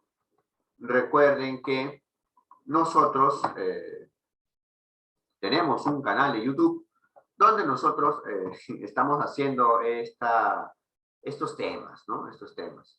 Y para no estar repitiendo, voy a compartir el enlace de cómo se contextualiza un desempeño y ahí va a aparecer en qué libro del ministerio aparece ello, ¿no? Muy bien. Uy, regreso a mi PDF. Ya, hasta ahora sí, ahora sí. Muy bien. Ahí está, maestro Sebastián. El videíto donde nos menciona cómo es que se contextualiza, ¿no? Y en qué libro se menciona la contextualización del desempeño, que es el libro de planificación, mediación y evaluación de los aprendizajes. Muy bien, identificamos la brecha de aprendizaje, vamos a retroalimentar a los estudiantes, es decir, devolverle la información, esta información que le permite al estudiante saber en qué nivel de logro de competencia está, qué es lo que tiene que mejorar, qué es lo que hizo bien. Esto va a permitir ajustar la enseñanza y finalmente se cierra la brecha. ¿Qué brecha? ¿Qué distancia? Entre las metas de aprendizaje y lo que aparece como evidencia. Lo que nos muestra o lo que interpretamos de la evidencia, que es lo que ha logrado el estudiante, cómo se ha reducido esta brecha o esta distancia con lo que queremos que aprenda el estudiante. Entonces, al hacer este ciclo de evaluación formativa, vamos a cerrar esta brecha. Muy bien. Vamos a ver en el texto de Rebeca Anijovic, a ver, el texto del 2018. Vamos a fijarnos qué nos dice acerca de esta evaluación formativa, aunque ella utiliza el término evaluar para aprender, ¿no? Entonces, sí, se ha utilizado evaluar para aprender, ¿no? ¿Pero para qué? Para integrar la evaluación con la enseñanza-aprendizaje, de una forma más auténtica. Ahora, ¿quién propone esta evaluación para aprender? Brocard nos menciona que la evaluación formativa implica, ¿no?, ir formando mientras aprende y dar información que contribuya a que el estudiante avance. Entonces, evaluar para aprender está dentro del paradigma de la evaluación formativa. Y hay que recordar que también la evaluación formativa se conoce como la evaluación para el aprendizaje, ¿no? Eso según Williams. Entonces, mira, ya tenemos algunas fuentes, algunos autores, cuando nos preguntan, ¿no?, ¿evaluar para aprender o evaluación para el aprendizaje? Ah, ya, esto lo propone William y también Brocard. Está en el libro de Rebeca Anijovic y nos menciona que integra la evaluación con el proceso de enseñanza y aprendizaje, ¿ya? Muy bien. Y en esta evaluación formativa, lo que destaca, hemos visto ya, es un efecto retroalimentador, ¿no? La retroalimentación es muy, muy importante. Muy bien. Entonces, ahora sí, nos vamos a dar cuenta de lo siguiente. Vamos a darnos cuenta, entonces, algunas diferencias entre, a ver, ¿sí?, entre la evaluación para el aprendizaje y evaluación formativa, ¿ya? Porque sí, hay alguna forma de diferenciarlas, ¿no? Aunque pueda parecer un poco polémico. Y eso nos dice Rebeca Anijovic, ¿no? O sea, que Rebeca Anijovic nos dice algunas pequeñas diferencias entre evaluación para el aprendizaje y evaluación formativa. A pesar que se utilice básicamente como expresiones comunes, ¿no?, como si fuesen sinónimos. Por ejemplo, son 3 aspectos que menciona Rebeca Anijovic. Que la evaluación para el aprendizaje apunta a pensar acerca de la enseñanza y del aprendizaje. En cambio, la evaluación formativa propone es un enfoque para la evaluación. O sea, una forma es cómo pensamos en enseñar y aprender, es la evaluación para el aprendizaje, y la evaluación formativa se centra más que todo en, es una forma específica de abordar la evaluación. Otra segunda consideración de Rebeca Anijovic es que la evaluación para el aprendizaje tiene que ver con el futuro inmediato y próximo, es decir, la siguiente clase ya. Mientras que la evaluación formativa implica periodos largos, tal vez todo un ciclo, ¿no?, que pueda abarcar 2 años o pueda abarcar dos grados, ¿no? Entonces la evaluación formativa se opera en periodos muy largos y la evaluación para el aprendizaje un futuro inmediato y próximo. Ojo, no lo digo yo, esto lo dice Rebeca Anijovic. Y una tercera diferencia que hace Rebeca Anijovic entre la evaluación para el aprendizaje y la evaluación formativa es que los protagonistas y beneficiarios de la evaluación para el aprendizaje son los alumnos en particular, ¿no?, y un profesor en un modo específico. En cambio, la evaluación formativa involucra a otros profesores, otros alumnos y personas en diferentes contextos. Muy bien. Esto entonces es lo que nos muestra Rebeca Anijovic acerca de la pequeña diferencia que hay entre evaluación formativa y la evaluación para el aprendizaje. Muy bien. La evaluación para el aprendizaje y evaluación del aprendizaje. Para el aprendizaje habíamos dicho que se utiliza comúnmente para la evaluación formativa, pero hemos visto ya que Rebeca Anijovic, lo cerré, que Rebeca Anijovic nos muestra como sinónimo, ¿no? Muy bien. He separado cada PDF. Bueno, vamos a continuar. Ya. Muy bien. En esta evaluación para el aprendizaje se va a producir, ¿no?, durante el proceso de aprender a regularlo y vamos a realizar las devoluciones, que ya habíamos visto que son las retroalimentaciones. En cambio, en la evaluación del aprendizaje, que es una evaluación sumativa, nos basamos, ¿no?, en este proceso de dar cuenta del aprendizaje y se va a realizar mediante calificaciones y reportes. Esta es la evaluación sumativa, que sea al final.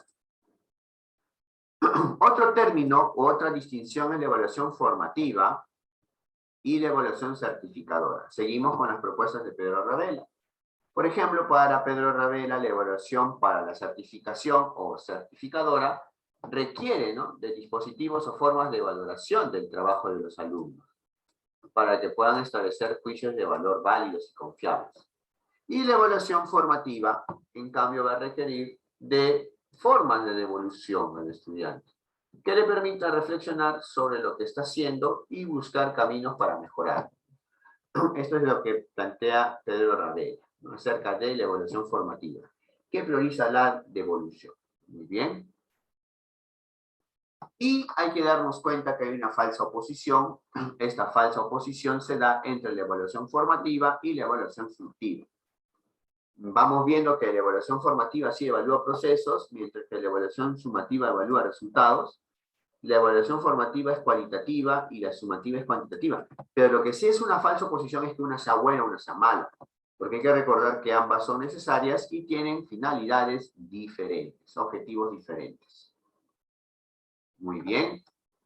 Incluso podemos hacer más distinciones, ¿no? Habíamos mencionado la evaluación formativa, pero también hay una corriente que menciona que hay una evaluación formadora, ¿no? En esta evaluación formadora nos vamos a dar cuenta que se le da mayor importancia al trabajo del estudiante. A ver el chat. A ver el chat. Uy, uy. A ver. La pantalla no estoy mostrando ya. Un ratito. Voy a cerrar todas las ventanas para quedarme solamente con la pantalla completa. Así me va a permitir desplazarme, ¿ya? Ya está, perfecto. Ahora sí. Entonces, en cualquier momento, a cualquier PDF que me vaya, voy a proyectar. Muy bien, muchas gracias, maestro Sebastián. Perfecto. Ah, muy bien, ¿no? Maestra Joana también me había dicho lo mismo, ¿no? Ya, listo, muy bien. Gracias. Ahora sí, como estoy compartiendo pantalla completamente, ¿no?, ya cerré todo lo que es cualquier otro tipo de ventanita. Muy bien, cuando me desplace en el PDF voy a poder mostrar.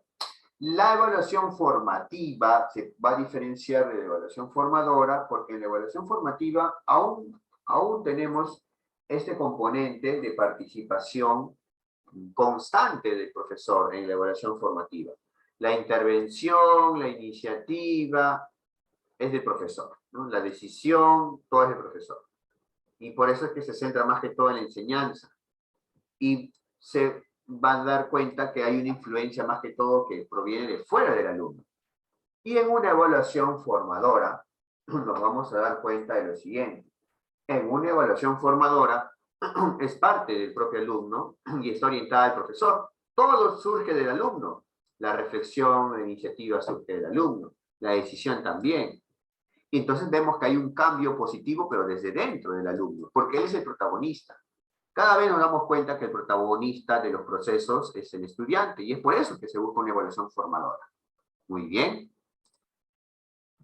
La diferencia entre una evaluación tradicional y una evaluación auténtica. Entonces nos vamos a dar cuenta que en la evaluación tradicional lo que se buscaba son contenidos memorizados, ¿no?, y solamente se buscaban los conocimientos acumulados, se tomaban pruebas de lápiz y papel, y se evaluaban situaciones artificiales o abstractas. Y en la evaluación auténtica, en cambio, el estudiante solucionaba un problema. ¿Se dan cuenta que esta evaluación auténtica tiene relación con qué? Tiene relación con lo que nosotros denominamos el enfoque por competencia, ¿no? Entonces, cuando hablamos de esta evaluación auténtica, hay que reconocer cómo es que se va a dar en un contexto mucho más claro para los estudiantes. Muy bien. También vamos a mencionar lo siguiente. Vamos a mencionar que se quiere solucionar un problema y los resultados obtenidos, y que en una evaluación auténtica los instrumentos son variados, ¿no? Esta evaluación auténtica es importante porque nos permite darle un mayor contexto al aprendizaje, ¿ya? Muy bien. Ahora nos vamos a fijar lo siguiente. A ver, ¿qué se evalúa en situaciones reales o posibles? Se dan cuenta que la evaluación auténtica tiene mucha relación con la situación significativa, pero es importante esta evaluación auténtica porque en muchos países de Latinoamérica no es que se da una evaluación auténtica. Solamente hacemos la resolución de ejercicios repetitivos. Y esto también ya nos menciona Pedro Ravela. A ver, vamos al texto de Pedro Ravela. Mira, hemos mencionado una evaluación auténtica, ya, pero mejor es ir a la fuente. Vamos a mostrar el de Pedro Ravela. Nos vamos a la página 94. Muy bien. Este capítulo trata sobre evaluación a través de situaciones auténticas, ¿ya? Ojo que evaluar a través de situaciones auténticas se refiere a la evaluación auténtica. Solamente que, como tenemos la fuente, ya sabemos que habla de situaciones. Si hablamos de situaciones, ¿qué tipos de situaciones conocen ustedes? Porque a lo largo de todos estos cambios curriculares, en educación básica regular y en educación superior, ¿qué tipo de situaciones conocen? Tiene bastantes adjetivos, ¿ah? Situación o situaciones, a ver, significativa, ¿no? Un ejemplo, ¿no, maestra Mariela? ¿Qué otra situación? Aparte significativa, a lo largo de todos estos años de cambios curriculares han tenido varios nombres, ¿ah? Situación de contexto, ¿han escuchado situación de contexto? Ya, situación significativa, situación de contexto, ¿no? En algunas áreas, por ejemplo, en matemáticas se conocía como situación problemática, en comunicación se denominaba situación comunicativa, ya, o sea, todos son situaciones, ¿no? Muy bien, maestro Sebastián, perfecto. Entonces, vamos viendo lo siguiente. Vamos viendo esto. ¿Cómo es que se da la evaluación auténtica? En las formas de evaluar, normales, tradicionales, se buscaba la memorización y la reproducción de contenidos. ¿Ven? Lo que mencioné en el PDF anterior, ¿no? O sea, en la evaluación tradicional se buscaba solamente la memorización y la reproducción de contenidos. Pero suele pasar algo, ¿no? Estas preguntas, estas evaluaciones, estas tareas están descontextualizadas. Vamos a reducir un poco el tamaño. Y los estudiantes se van a motivar más mediante una evaluación auténtica. ¿Quién propone evaluación auténtica? De nuevo, ¿quién? Wiggins. ¿Se han dado cuenta? Lo de retroalimentación está Wiggins. Evaluación auténtica, también Wiggins. Pero ¿quién recoge todos esos términos de evaluación auténtica, de evolución?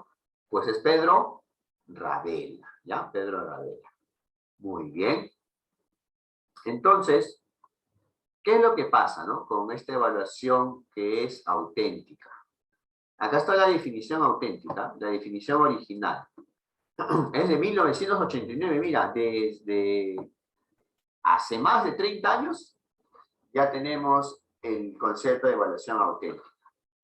Nos menciona que son pruebas auténticas, son desafíos representativos de las tareas en una determinada disciplina o curso. Se diseñan para enfatizar un grado de complejidad realista. Enfatizan la profundidad más que la amplitud. Y para ello deben involucrar tareas o problemas poco estructurados y que tengan cierto grado de ambigüedad. O sea, nos vamos a encontrar que la evaluación auténtica nos menciona lo siguiente, que para que se dé una evaluación auténtica, deberíamos propiciar la construcción del conocimiento por parte del estudiante. Una evaluación auténtica promueve la participación activa del estudiante. Y el propio estudiante va a indagar y le va a dar la importancia o el valor mucho más allá de una simple tareita. Entonces, es importante la evaluación auténtica porque permite que el estudiante sea más autónomo, construya su conocimiento y porque va a ser significativo porque le va a dar un valor más allá del salón de clases. Muy bien. Antes hacía la enseñanza. ¿Desde cuándo cambia en nuestro país? Claro, buena pregunta. La evaluación formativa lo vemos en algunos documentos curriculares a partir del año 2006. Hay que recordar que en el año 2007 el Ministerio de Educación publicó una serie de libros destinados a los profesores nombrados, se les daba, y ya se mencionaba ahí la evaluación formativa. Ahora, el problema está en esto. ¿Hasta qué punto son los actualizadores, los ponentes, los que hacen esta información mucho más fácil o accesible a los profesores? Y, por otro lado, maestro Sebastián, los profesores cómo es que van cambiando su estrategia pedagógica, su metodología, para que los estudiantes puedan percibir las ventajas de una evaluación formativa. En este caso, de una evaluación auténtica. Entonces sí, ¿no? Nos mencionaba acá sobre la evaluación auténtica. Pueden leer este capítulo y nos vamos a dar cuenta, ¿no? Que sí es importante porque esta evaluación auténtica propone desafíos representativos para el estudiante, tienen grado de complejidad y se constituyen como problemas poco estructurados. Es decir, son problemas que no son fáciles de resolver, son problemas que son nuevos y desafiantes para los estudiantes. Muy bien. Listo. Ahora sí. Regresamos a nuestro PDF. Ya está. ¿Ven? Hemos visto la evaluación tradicional con la evaluación auténtica, esta evaluación auténtica que propone Wiggins en el libro de Pedro Rambella. Muy bien. Pero también tenemos una evaluación basada en criterios. Esta evaluación basada en criterios se opone a una evaluación normativa. Si nos damos cuenta, en una evaluación basada en criterios, nos vamos a percatar que esta evaluación basada en criterios no hace comparación entre los estudiantes, sino que tiene un estándar que permite comparar y saber hasta qué distancia hay entre este estándar y lo que logran los estudiantes. Entonces la evaluación normativa, que ya fue superada, comparaba a los estudiantes con otros. Sacabas un promedio, ¿no? Los criterios eran el referente para que el estudiante sea calificado como bueno o como malo. Si en cambio nosotros nos basamos en criterios que nos permiten saber qué han logrado los estudiantes, vamos a darnos cuenta que a partir de estos criterios se van a elaborar los instrumentos de evaluación. Entre ellos está la rúbrica. Entonces, vamos a ubicar a los estudiantes en un nivel de logro determinado. ¿Pero por qué? No porque estamos comparando los promedios, sino los vamos a ubicar porque se están distanciando o acercando al criterio deseado, ¿no? En este caso sería un estándar de aprendizaje que nos permite saber quiénes están más cerca. Acá tendría una D, no, acá tendría una A, porque si sobrepasa el nivel esperado tendría una AD. Este tendría una A, este tendría una B, ¿no? De repente este tendría una B, el último tendría una C, dependiendo de cómo se van distanciando de el estándar de aprendizaje o aprendizaje esperado. Entonces, la evaluación basada en criterios nos va a indicar, ¿no? Cuando se realiza una tarea, si es inferior o superior al aprendizaje esperado. Vamos concluyendo esta parte teórica. Si las competencias se desarrollan en situaciones auténticas, la evaluación de competencias también se realiza en situaciones auténticas. Ya saben, ¿ah? Situaciones auténticas, evaluaciones auténticas que propone Wiggins en el texto de Pedro Rambella. Muy bien. A ver. Vamos viendo también que debemos pasar de la evaluación de contenidos disciplinares a una evaluación de desempeño, ¿no? Lo que puedan lograr los estudiantes. Muy bien. También nos vamos a fijar lo siguiente, que se ha pasado de una evaluación de lápiz y papel, ¿no? Con pruebas objetivas mayormente, a pasar al uso de instrumentos variados y adecuados a la naturaleza de la competencia. Tenemos distintos instrumentos que tienen que adaptarse a la competencia que vamos a evaluar. Y hemos pasado de una simple asignación de calificativos numerales y literales, ¿no?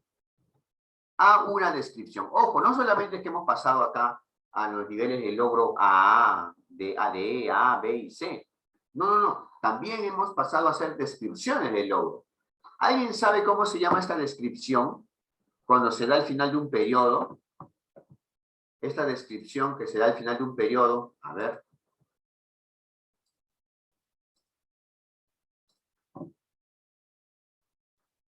Nada, no sé de mí. ¿Cómo se le llama a esta descripción de los logros de los estudiantes, que se hace cada final de periodo. Uy, no hay audio. No hay chat del Zoom.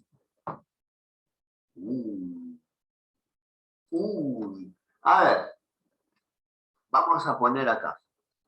Si queremos describir ese logro que tiene el estudiante, queremos describir si es que está en logro previsto, en inicio, y vamos a utilizar sus evidencias de aprendizaje para realizar ello, ¿qué tenemos que hacer?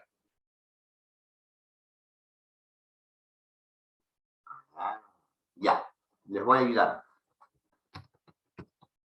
Se llama conclusión descriptiva. ¿Qué es una conclusión descriptiva?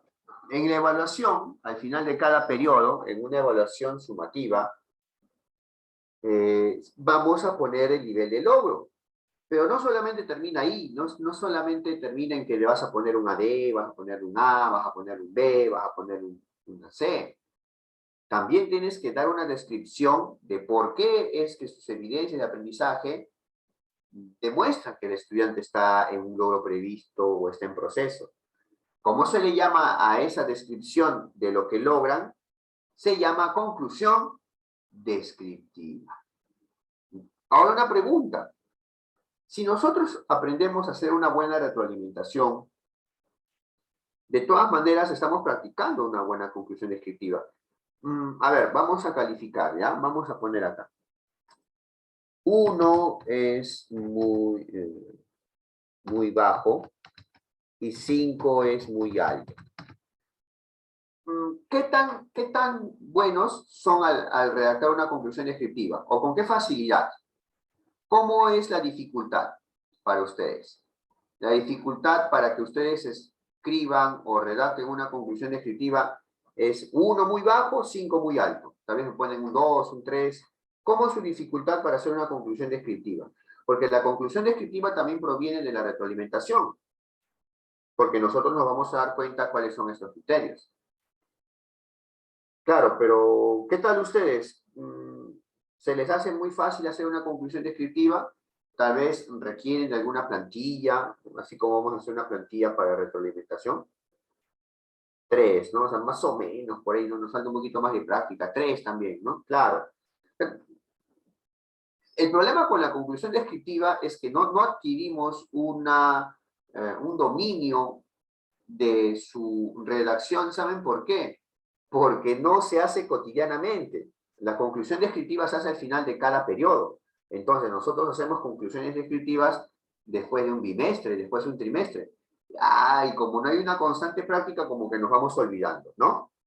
Por eso es un poco difícil adquirir destreza en la redacción de conclusiones descriptivas. Muy bien, sí, muy bien. Gracias por la sinceridad. Ahora sí. Esa es la otra parte. Ya, muy bien. Hasta aquí hemos visto la parte teórica. Era importante también para mí mostrar cómo es que se puede dar una retroalimentación. ¿Ya? Vamos a ver, como parte ya final en estos últimos 20 minutos, vamos a fijarnos cómo es que se hace una retroalimentación. La siguiente clase vamos a hacer todo el marco teórico de retroalimentación, con autores, con Pedro Ravella, con Rebeca Nijovich, ¿ya? Y vamos a incorporar otros 2 autores más. Pero, para que nos vayamos con más práctica, más destreza, porque no todo es teoría en las primeras sesiones, vamos a ver qué les parece sobre los pasos de retroalimentación de Rebeca Nijovich, aprovechando que tenemos el PDF. Una consulta.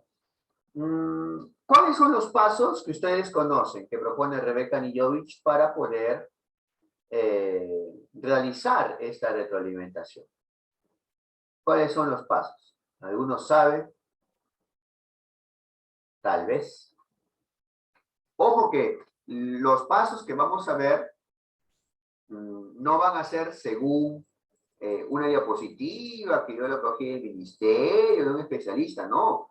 Ustedes ya saben que ahora lo que nosotros estamos haciendo es mostrar los pasos, pero del mismo libro de Rebeca Nijovich, para que no haya ningún problema en que no se está tergiversando, no, de repente por ahí se confunde. No, no, no, no. ¿Ya? A ver. ¿Cuáles son algunos pasos que ustedes reconocen en la retroalimentación que realiza Rebeca Nijovich? Yo les voy a mostrar un modelo que ella expone en sus distintas ponencias, capacitaciones. Muy bien, a ver qué nos menciona. Preguntas y repreguntas, valorar, valoración, ofrecer preguntas. Ya, bien, bien, bien, ya estamos. Muy bien, entonces vamos de una vez al librito de Rebeca Nijovich. Nos vamos a esta página. Muy bien, a ver, vamos. De una vez. Ya está. Muy bien. En este librito del 2019 de retroalimentación formativa, vamos a ver en su parte de propuestas didácticas. Mira, este librito del 2019. ¿Quieres citarlo en una monografía, en una tesis? Acá lo tienes. ¿Ya? ¿Quieres compartir esto con algunos colegas? Aquí lo tienes. ¿Ya? Ahora un detalle. Y tal vez esto era un poco polémico. ¿Ustedes qué opinan? ¿La retroalimentación abarca o no abarca la metacognición? ¿Qué opinan? Vamos a leer el libro de Nijovich, o sea, no vamos a ver una diapositiva que yo tal vez pueda haber manipulado, o un especialista, o un actualizador docente ha manipulado. No, no, no, no. Estamos leyendo los libros de Rebeca Nijovich, así tal cual. Este está en la página 71. ¿Ya? Listo. ¿Ustedes qué creen? ¿Que la retroalimentación abarca o no abarca la metacognición? A ver. Se abarca, ya, vamos a interpretar, ¿ya? Leer e interpretar. Yo leo rápido y le explico rápido.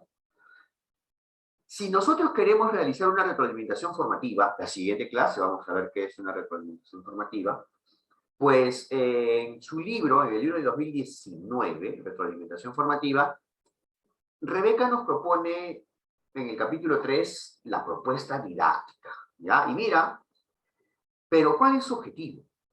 Desarrollar habilidades metacognitivas. Entonces ya, pues acá está mi sustento para mencionar que la retroalimentación abarca la metacognición. Recuerda que la metacognición es propuesta por distintos autores como Flavel, por ejemplo, y esta metacognición tiene su marco teórico en el constructivismo, pero ese constructivismo de corte más cognitivo. Ahora estamos en un socioconstructivismo de corte o enfoque más social. Y en este enfoque social trabajamos la retroalimentación en el marco de una evaluación formativa, ¿no? Una evaluación para el aprendizaje. Entonces, no es que esto se ha eliminado, sino que en el enfoque actual, de forma más global, trabajamos la retroalimentación. ¿Ya? Entonces, ¿qué nos menciona acá Rebeca Nijovich? Que acá les menciona los modos de retroalimentar. Hay un investigador y capacitador de docentes, se llama Wilfredo González, tiene también sus talleres en la Católica sobre cómo retroalimentar, cómo hacer planeaciones didácticas, y él menciona protocolos, ¿no? Los protocolos de retroalimentación según Rebeca Nijovich, según Daniel Wilson, pero más que protocolos, ya se van a dar cuenta en los distintos libros, Rebeca en este libro de 2019, hace 3 años, pre-pandemia, menciona más que todo el término modos de retroalimentar, ¿ya? Entonces, ¿cuáles son los modos de retroalimentar? Y ustedes ya lo mencionaron, son 5. ¿Ya? Después, poco a poco, a lo largo de este curso taller, vamos a ver cómo es que se van comparando con los de Daniel Wilson. Pero mira, primero ofrece preguntas. Después describe el trabajo del estudiante. Luego valora los avances y logros. Cuarto, ofrece sugerencias. Y finalmente ofrece andamiaje. Estos son los modos de retroalimentar de Rebeca Nijovich. Pero en su propio libro. Ahora, ¿qué les parece si vamos a ver el concepto exacto y vamos a ver los ejemplos? Y vamos a analizar los ejemplos. Ya, mira. Ofrece preguntas. Cuando yo expuse varias veces este enfoque que tiene ella, yo decía, ofrecer preguntas se refiere a la metacognición propiamente. A ver, vamos a ver, mira. Ofrecemos preguntas con el propósito que el estudiante revise su producto o desempeño. Sabemos que el estudiante tiene que revisar su producto o desempeño, o ¿cómo se llama? ¿Cuál es el término que abarca producto? Estamos en la última ronda, más audios activos. ¿Cómo se denomina al concepto que abarca producto? Lo vimos en Wiggins y en Pedro Ravela. Empieza con E. Evidencia. Evidencias, muy bien. O sea, en función a las evidencias, cómo el estudiante va haciendo o cumpliendo sus evidencias, en este caso pueden ser actuaciones o producciones, es que nosotros vamos a ofrecerle preguntas para que revise. Y estas preguntas, ¿no? Nos menciona acá Schute, nos menciona o nos dice que pretende que el estudiante pueda ir desarrollando habilidades metacognitivas. Ya está. Entonces, ahora sí, primera pauta para nuestro taller cuando hagamos nuestra plantilla de retroalimentación. Porque el principal producto de este taller es que cuando tú tengas que retroalimentar a tus estudiantes, cuando comiencen las clases, le digas, tengo que retroalimentar individualmente a mi salón, son 38 estudiantes, wow, qué pesado. No, pues la ventaja de este taller es que vamos a salir o vamos a egresar de este curso taller de 90 horas pedagógicas con una plantilla. Dime, ¿hay plantillas para metacognición o no? ¿Sí? ¿No? ¿Para qué te sirvió el aprendido? ¿Qué dificultades tuviste para hacer tu producto o evidencia? ¿Ya ves? Ya tenemos plantillas para metacognición. Y como sabemos que ofrecer preguntas, que es uno de los pasos de retroalimentación, tiene plantillas, va a ser mucho más fácil retroalimentar, cumpliendo estos modos de retroalimentación, ¿no? Muy bien, ven, o sea, la plantilla, me van a exigir al final, profesor, la plantilla, para que podamos retroalimentar de forma más rápida y eficaz. Obviamente que nosotros podemos personalizar la plantilla para cada estudiante, pero por lo menos ya tenemos el producto en masa, ¿no? Muy bien. Mira, la metacognición está en ofrecer preguntas, y lo dice la misma Rebeca en su librito del 2019, ¿ya? Quiere despertar la conciencia del estudiante. ¿Cómo aprende? Ahora yo les dije, pues, algunos maestros que están frescos desde las 6 de la mañana, una consulta. Cuando habíamos dicho que la metacognición era la reflexión del aprendizaje, ¿cuál era el componente que tenía el cómo aprende? Era la reflexión sobre... El contenido, profesor. El contenido es que aprende. Y como te pregunto cómo aprende, es La forma. Forma.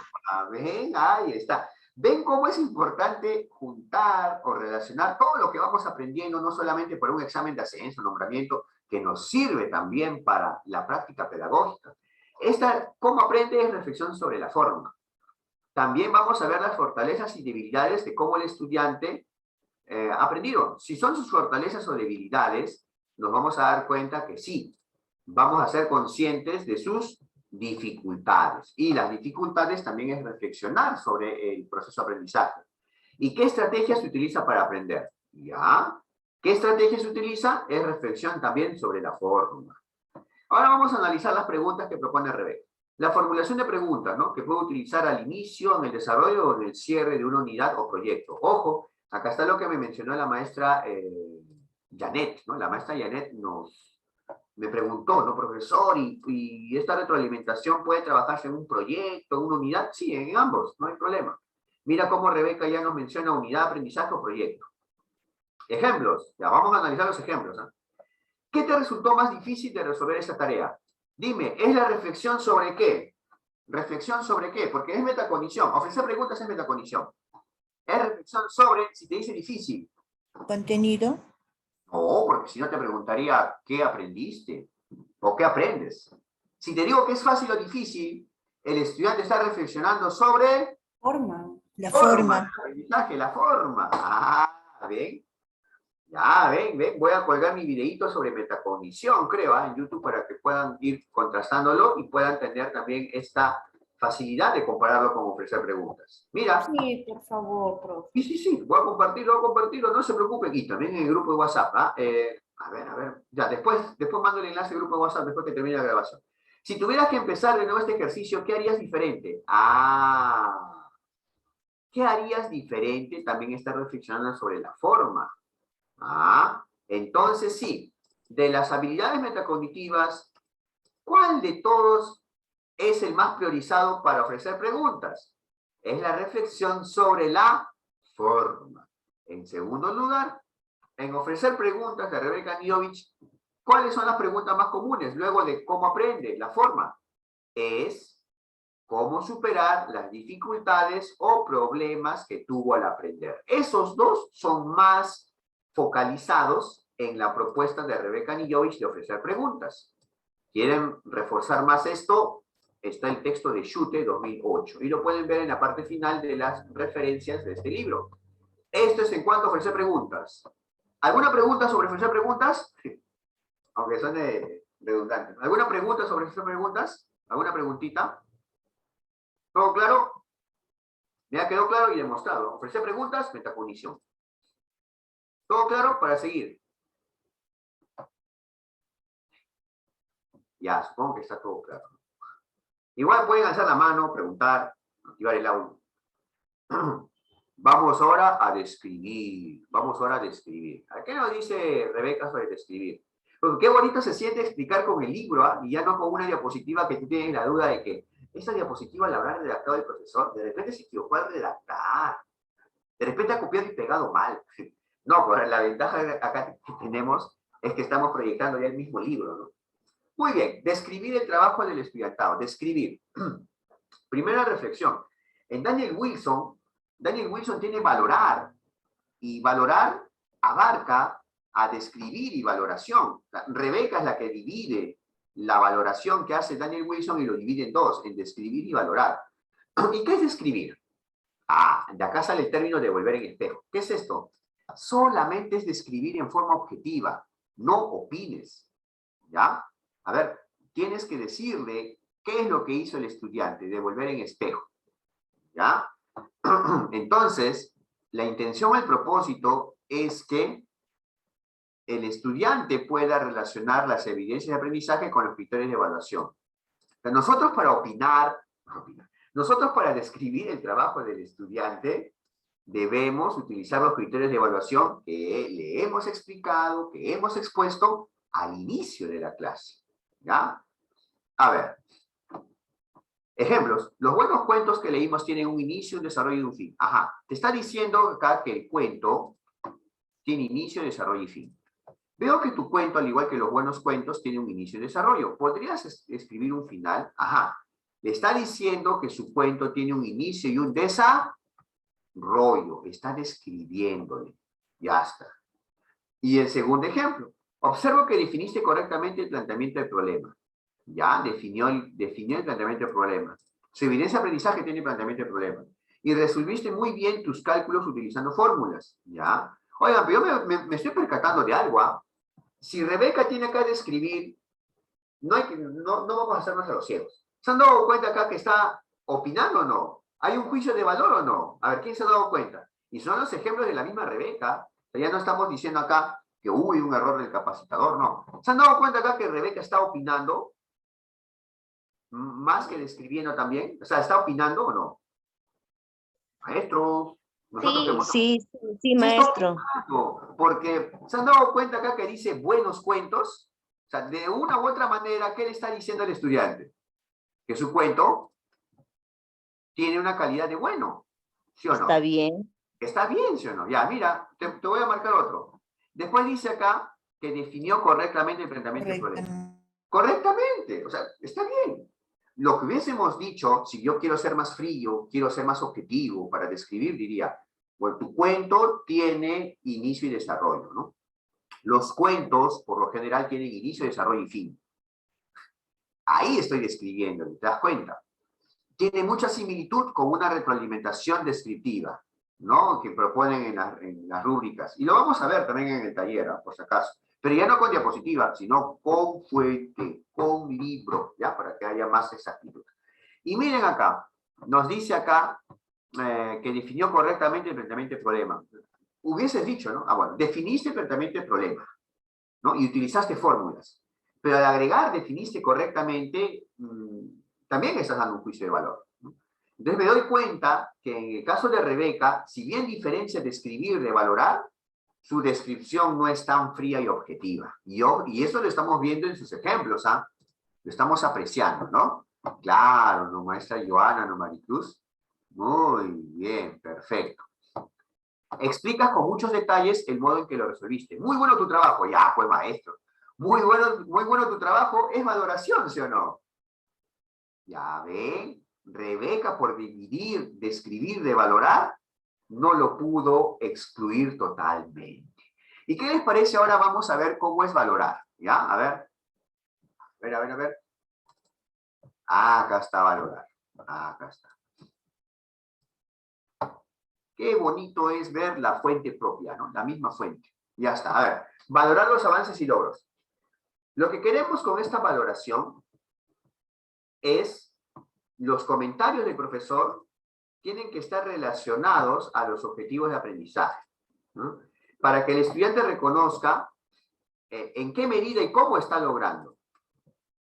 Ahora, ¿por qué es importante valorar? Porque estamos motivando los aprendizajes. O sea que nosotros vamos a motivar, vamos a impactar de forma positiva en la autoestima del estudiante. Por eso se habla de una retroalimentación positiva. En algunas capacitaciones se menciona, ¿no? Retroalimentación positiva. ¿Por qué? Porque le dices lo bonito, lo bueno que está realizando el estudiante. ¿Ya? Y esto se puede hacer durante o el desarrollo de una unidad o proyecto. A ver, vamos a analizar los ejemplitos, ¿no? Me doy cuenta que has podido resolver el problema sola, sin ninguna ayuda, tal como nos propusimos al principio de este proyecto en nuestra meta de aprendizaje. Felicitaciones. Sí. A ver, analicemos. Le ha dicho que ha resuelto el problema sola. Ya. Como se propuso. Y acá agrego la palabra felicitaciones. Maestros, ¿encuentran alguna diferencia entre valorar y describir en los ejemplos de Rebeca con el anterior? Conscientes, ¿ah? Estamos opinando, vamos. Disculpe, profesor. ¿Hay alguna diferencia? O sea, yo lo que quiero es opinar sobre la propuesta de Rebeca. Yo estoy comenzando con Rebeca y luego ir avanzando con Wilson. Y al final vamos a utilizar también la rúbrica del ministerio como protocolos de retroalimentación. ¿Te has dado cuenta que en describir Rebeca está opinando? Buenos, muy bueno tu trabajo. Definiste correctamente. Ya, pero dime. No hay mucha diferencia. No hay mucha diferencia. Entonces, ¿por qué Rebeca dividió describir de valorar? Si Daniel Wilson, en su escalera, propone 4, y valorar implica o incluye describir. ¿Para qué diferenciarlos si al final en los ejemplos nos damos cuenta que estamos llegando al mismo resultado? Porque ese muy bueno tu trabajo equivale a un felicitaciones, ¿o no, maestros? ¿Qué opinan? Para nuestra plantilla, ¿qué Sí, opinan? profesor. Claro, ¿no? Y la ventaja está en que no es error de tipeo, no es error de diapositiva, estamos en la página 30. Estamos en la página 73 del libro de Rebeca de 2019. Ni para que me digan, no, que es un libro antiguo, de repente corrigió el ejemplo. No. Es de 2019, ¿ya? Muy bien. A ver, ahora sí. Un ratito, por favor, un ratito.